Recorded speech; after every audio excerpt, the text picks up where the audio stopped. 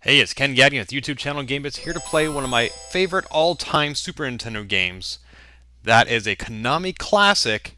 Of course, I'm talking about Super Castlevania 4 for the Super Nintendo. I previously played Castlevania 3 on this here YouTube channel, and I liked it so much I'm going back and playing the sequel, this time for 16-bit.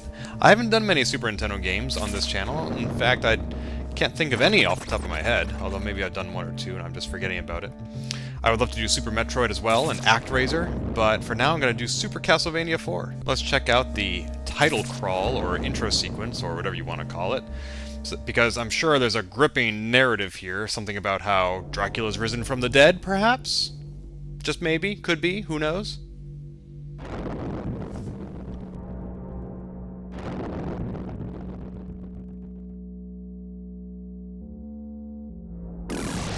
Well, you look at that.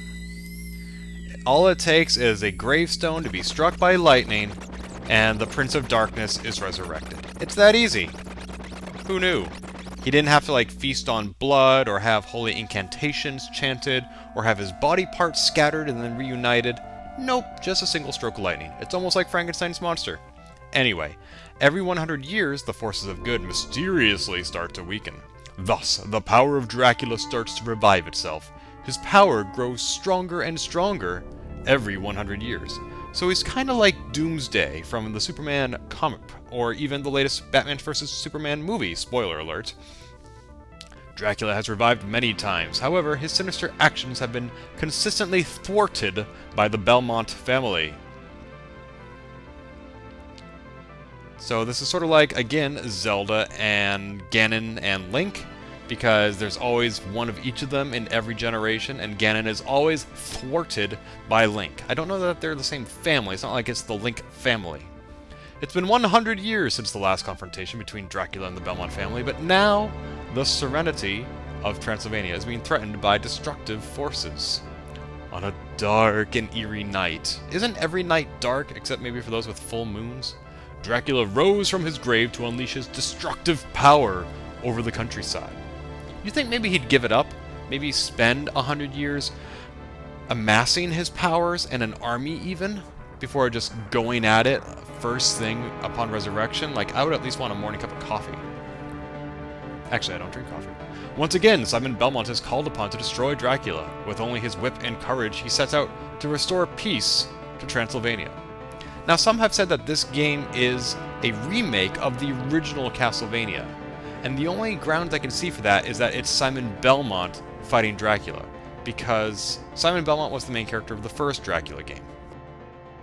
Of course, I mean the first Castlevania game. So if it's 100 years later, how can it still be Simon Belmont? But I don't know that it is a remake, because it's called Castlevania 4. We don't need to watch the attract mode. We can just get right into playing it ourselves. Let's see what the options are here. BYR. Okay, I can do that. Let's see. Yeah, that's fine. And let's go right into it. Ta-da! 1991. So that makes this the 25th anniversary of Super Castlevania 4. Gamebits. Was this a launch? This was not a launch title for the Super Nintendo. I think the only games out were like Mario World, Pilot Wings, ActRaiser. Not much. But I think this was definitely out by the holiday season? Perhaps? Because wasn't 91 when the Super Nintendo came out? That seems to be the grade I remember being in when I got it. Anyway, so here we are. Starts off simply enough. I remember his sprite being a lot bigger. Now, there are a lot of changes from the previous Castlevania games, a lot of improvements, like I can change my direction mid-jump. A little bit. I can swing my whip in any of the 8 directions. 3 of them only when jumping. Actually, I can also hold down the whip, and my whip just kind of floats around, and I can swing it. Yay! And then I can also jump up onto stairs, which makes for some much easier locomotion. I can jump and go like that. And I don't have to push up and attack anymore to use my weapon. I have a separate button just for that, which is a lot easier. I remember on the... Ooh, uh-oh, it's closing. I better get in there before it closes on me. Am I just going to slide down eventually and enter the castle? Even if I don't want to? Yeah, I just moonwalked into the castle after it starts. Alright, here we go. Cool soundtrack. Love this game. Very gothic. The vines are growing as we speak, and check this out, there are candles behind the fence. I can go into the fence or through the fence, and that is Mode 7 graphics right there. Wow, brand new for the Super Nintendo, not done on the original 8-bit Nintendo. Layers upon layers, like an ogre or maybe even an onion. That's right, I went there. Alright, and out we go to get these other candles that I otherwise would miss. I have a dagger, that's my special weapon at this time. I have a lamb chop or a pork chop or something. Uh-oh. That bat's on the other side, so I'll wait for him to go by and then pop right up behind him and kill him. Stupid bat. Stupid flying mice. I actually like mice a lot. And when I say a lot, I mean they're like the only pet I've ever owned. So there's that. Whoa, that just destroyed everything on the screen. So my whip is fully powered up. It is extended to its full length. I can exit the level right here. So already we have one of these dragon skull bone tower things. And I have a boomerang, which is a much better special weapon. Actually, the axe is supposedly more powerful, but I like the boomerang. The boomerang and the holy water are my two favorite items. I don't remember this game having any special weapons that the original Castlevania did. I don't think that is an area in which they chose to innovate. Invincibility. Whoa, watch out. Oh no, I just lost the boomerang, which is one of my two favorite special weapons. The dagger is one of my least favorite. Let's see, there's the dagger, the axe, the boomerang, the holy water. I already said the holy water. The watch. Is it just that? That's what? 5? I guess that's enough. Alright, whoop. Anything over there? Nope, nothing behind that wall. Not gonna find a lamb chop in the wall and just eat it. That's disgusting. And not just because I'm a vegetarian. Oh, you can also swing like Indiana Jones. That's also new in this game. Hurry up and pop up your head so I can hit it and kill it. Oh no! I almost died right there. That would have been embarrassing. Unlike Castlevania 3, there are no branching paths in this game, not that I can recall. So you're going to be seeing the same experience you would on any other Super Castlevania 4 Let's Play, except this one is recorded by me with my own commentary. You won't find that anywhere else. Uh-oh. Okay, so now I can throw 2 daggers at a time. That's what that means. Normally you're limited to 1 special weapon on the screen at a time. But once you get the Roman numeral 2, you can throw 2 of them.